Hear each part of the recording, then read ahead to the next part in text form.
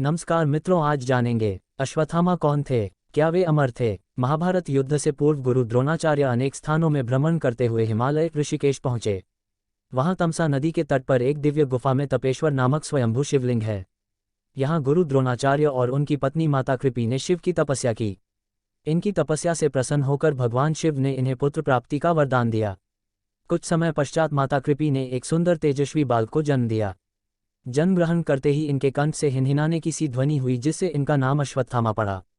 जन्म से ही अश्वत्थामा के मस्तक में एक अमूल्य मणि विद्यमान थी, जो कि उसे दैत्य, दानव, शस्त्र, व्याधि, देवता, नाग आदि से निर्भय रखती थी। परिवार: द्रोणाचार्य पिता और कृपि माता। महाभारत युद्ध के समय गुरु द्रोणाचार्य जी ने हस्तिनापुर मेरठ राज्य के प्रति निष्ठा होने के कारण कौरवों का साथ देना उचित समझा। अश्वत्थामा भी अपने पिता की तरह शास्त्र व शस्त्र विद्या में निपुण थे। महाभारत के युद्ध में उन्होंने सक्रिय भाग लिया था। महाभारत युद्ध में ये कौरव पक्ष के एक सेनापति थे। उन्होंने घटोत्कच पुत्र अंजन पर्वा का वध किया। उसके अतिरिक्त द्रुपद कुमार, शत्रुंजय, बलानीक, जयानीक, जयाश्व तथा राजा श्रुताहु का भी वध किया। उन्होंने कुतिभोज के 10 पुत्रों का वध किया। पिता पुत्र की जोड़ी ने महाभारत युद्ध में पांडव सेना को तितर-बितर कर दिया। पांडवों की सेना की पराजय देखकर श्रीकृष्ण ने युधिष्ठिर को कूटनीति अपनाने का विमर्श दिया। इस योजना के अंतर्गत यह सूचना प्रसारित कर दी गई कि अश्वत्थामा का वध हो गया है। जब गुरु द्रोणाचार्य ने धर्मराज युधिष्ठिर से अश्वत्थामा की सत्यता ज्ञात करनी चाहिए तो उन्होंने उत्तर दिया, अश्वत्थामा वध कर दिया गया, परंतु उन्होंने बड़े धीमे स्वर में परंतु गज कहा और मिथ्या वचन से भी बच गए। इस घटना से पूर्व पांडवों और उनके पक्ष के लोगों की श्रीकृष्ण के साथ विस्तृत मंथना हुई कि ये सत्य होगा कि नहीं, परंतु गज को इतने स्वर में बोला जाए। श्री कृष्ण ने उसी समय शंखनाद किया, जिसके शोर से गुरु द्रोणाचार्य अंतिम शब्द सुन ही नहीं पाए। अपने प्रिय पुत्र की मृत्यु का समाचार सुनकर अपने शस्त्र त्याग दिए और युद्धभूमि में नेत्र बंद कर शोक संतप्त अवस्था में विराजित हो गए। गुरु द्रोणाचार्य जी को नी शस्त्र देखकर द्रौपदी के भ्राता द्युष्टद्युम्न ने खड्ग तलवार से उनका मस्तक शीश विच्छेद कर डाला। गुरु द्रोणाचार्य की निर्मम वध के पश्चात पांडवों की विजय होने लगी। इस प्रकार महाभारत युद्ध में अर्जुन के तुनीरों, तीरों एवं भीमसेन की गदा से कौरवों का नाश हो गया। दुष्ट और अभिमानी दुर्योधन की जंघा भी भीमसेन ने मल्लयुद्ध में खंडित कर दी। अपने राजा दुर्योधन की ऐसी अवस्था देखकर और अपने पिता द्रोणाचार्य की मृत्यु का स्मरण कर अश्वत्थामा अधीर हो गया। दुर्योधन जल बंधन की कला जानता था, सो जिस सरोवर के निकट गदायुद्ध हो रहा था उसी सरोवर में प्रवेश कर गया और जल को बांधकर छुप गया। दुर्योधन के पराजित होते ही युद्ध में पांडवों की विजय सुनिश्चित हो गई। समस्त पांडव दल विजय की प्रसन्नता में मतवाले हो रहे थे। अश्वत्थामा ने द्रोणाचार्य वध के पश्चात अपने पिता के निर्मम वध का प्रतिशोध लेने के लिए पांडवों पर नारायणास्त्र का प्रयोग किया, जिसके समक्ष समस्त पांडव सेना ने शस्त्र समर्पित कर दिए। युद्ध पश्चात अश्वत्थामा ने द्युष्टद्युम्न का वध कर दिया। अश्वत्थामा ने अभिमन्यु पुत्र परीक्षित पर ब्रह्मास्त्र का प्रयोग किया। छुपकर वह पांडवों के शिविर में पहुंचा और घोर कालरात्रि में कृपाचार्य तथा कृतवर्मा की सहायता से पांडवों के शेष वीर महारथियों का वध कर डाला। केवल यही नहीं, उसने पांडवों के निद्रामग्न 5 पुत्रों के मस्तक भी विच्छेदित कर डाले। अश्वत्थामा के इस पतित कर्म की सभी ने निंदा की, यहाँ तक कि दुर्योधन तक को भी यह अनुचित लगा। पुत्रों के वध से शोकग्रस्त द्रौपदी विलाप करने लगी। द्रौपदी के विलाप को सुनकर अर्जुन उस नीच कर्म हत्यारे ब्राह्मण के मस्तक को विच्छेदित कर डालने को प्रतिज्ञाबद्ध हुआ। अर्जुन की प्रतिज्ञा सुन अश्वत्थामा भाग निकला।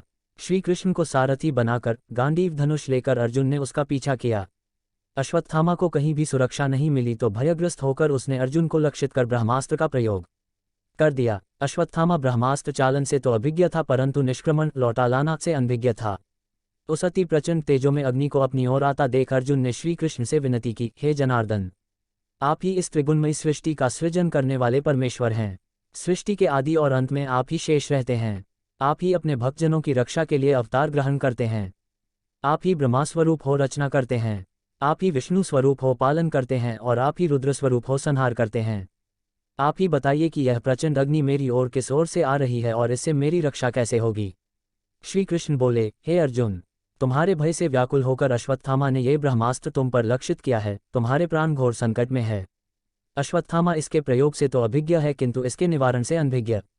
इससे रक्षा के लिए तुम्हें भी अपने ब्रह्मास्त्र का प्रयोग करना होगा, क्योंकि अन्य किसी भी अस्त्र से इसका निवारण नहीं हो सकता। श्री कृष्ण की इस मंत्रणा को सुनकर महारथी अर्जुन ने भी तत्काल आचमन करके अपना ब्रह्मास्त्र लक्षित कर दिया। दोनों ब्रह्मास्त्र परस्पर भिड़ गए और प्रचंड अग्नि उत्पन्न होकर तीनों लोकों को तप्त करने लगी। उनकी लपटों से समस्त प्रजा दग्ध होने लगी। इस विनाश को देख अर्जुन ने दोनों ब्रह्मास्त्रों को लौटाकर शांत कर दिया और झपटकर अश्वत्थामा को पकड़कर बांध दिया। श्री कृष्ण बोले, हे अर्जुन, धर्मात्मा, निद्रामग्न, असावधान, मतवाले, पागल, अज्ञानी, रथहीन, स्त्री तथा बालक का वध धर्मानुसार वर्जित है। इसने धर्म विरुद्ध आचरण किया है। निद्रामग्न निर्दोष बालकों का वध किया है। जीवित रहेगा तो पुनः पाप करेगा, अतः तत्काल इसका वध करके इसका विच्छेदित मस्तक द्रौपदी के समक्ष प्रस्तुत कर अपनी प्रतिज्ञा पूर्ण करो। श्री कृष्ण के इन वचनों को सुनने के पश्चात भी धीरवान अर्जुन को गुरुपुत्र पर दया ही आई और उसने अश्वत्थामा को जीवित ही शिविर में ले जाकर द्रौपदी के समक्ष उपस्थित किया। पशु की तरह बंधे हुए गुरुपुत्र को देखकर ममतामयी द्रौपदी का कोमल हृदय पिघल गया। उसने गुरुपुत्र को प्रणाम कर उसे बंधन मुक्त करने के लिए अर्जुन से कहा, हे आर्यपुत्र, ये गुरुपुत्र तथा ब्राह्मण हैं। ब्राह्मण सदा ही पूजनीय होता है और उसका वध पाप है। इनके पिता से ही आपने इन अपूर्व शस्त्रास्त्रों का ज्ञानार्जन किया है। पुत्र के रूप में आचार्य द्रोण ही आपके सम्मुख बंदी रूप में खड़े हैं। इनके वध से इनकी माता कृपि मेरी तरह ही कातर होकर पुत्र शोक में विलाप करेंगी। पुत्र से विशेष मोह होने के कारण ही वह द्रोणाचार्य के साथ सती नहीं हुई। कृपि की आत्मा निरंतर मुझे कोसेगी। इनके वध करने से मेरे मृत पुत्र लौट कर तो नहीं आ सकते, अतः आप इन्हें मुक्त कर दीजिए। द्रौपदी के इन न्याय तथा धर्मयुक्त वचनों को सुनकर सभी ने उसकी प्रशंसा की, किंतु भीम का क्रोध शांत नहीं हुआ। इस पर श्री कृष्ण ने कहा, हे अर्जुन, शास्त्रों के अनुसार पतित ब्राह्मण का वध भी पाप है और आत्ताई को दंड न देना भी पाप है, अतः तुम वही करो जो उचित है। उनकी बात को समझकर अर्जुन ने अपने खड्ग से अश्वत्थामा के केश विच्छेदित कर डाले और उसकी मस्तक मणि का भी विच्छेदन कर डाला। मणि विच्छेदन से वह श्रीहीन हो गया। श्रीहीन तो वह उसी क्षण हो गया था जब उसने निर्दोष निद्रामग्न बालकों का वध किया था, किंतु केश मुंड जाने और मणि विच्छेदन से वह और भी श्रीहीन हो गया और उसका मस्तक झुक गया। अर्जुन ने उसे उसी अपमानित अवस्था में शिविर से निष्कासित कर दिया। श्री कृष्ण ने अश्वत्थामा के पतित कर्मों के कारण ही अश्वत्थामा को अमर होने का शाप दिया था कि जिस प्रकार तूने पतित कर्म कर द्रौपदी की ममता को सदा के लिए शोक संतप्त दिया है, उसी तरह तू भी इस मणि के विच्छेदित किए जाने से हुए घाव के साथ अनंतकाल पर्यंत जीवित रहेगा। तेरी मृत्यु नहीं होगी। तू शारीरिक और मानसिक आघातों की पीड़ा भोगता हुआ उस दैक को अनुभव कर सकेगा जो तूने दूसरों को दिए हैं और कभी शांति को प्राप्त नहीं होगा। इसके पश्चात ही अश्वत्थामा को कोढ़ रोग हो गया था। आज भी वह मस्तक मणि विच्छेदन से हुए रिश्ते धाव के साथ अशांत होकर यत्र तत्र विचरण कर रहा है, ऐसा माना जाता है। ऐसी ही वीडियो को देखने के लिए हमारे चैनल को सब्सक्राइब जरूर करें। धन्यवाद।